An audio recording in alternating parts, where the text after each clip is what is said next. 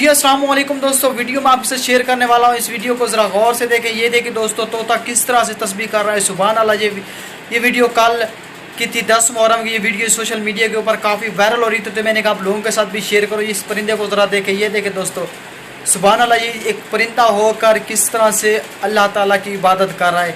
इंसान कितना गफलत हो चुका है, कितना आलसी हो चुका है, कितना उनके अंदर से ईमान ख़त्म हो चुका है। पर परिंदे को देखें। ये देखें दोस्तों, अब मैंने वीडियो देखी तो मुझे बहुत प्यारी वीडियो लगी, तो मैंने कहा आप लोगों के साथ शेयर करूं। एक परिंदा हो के अल्लाह ताला की किस तरह से इबादत कर रहा है। कमेंट में माशाल्लाह लाजमी लिखें। बाकी को राय देना चाहते हो तो वो भी दे सकते हो। मिलते हैं अगली वीडियो तक। अल्लाह हाफिज़।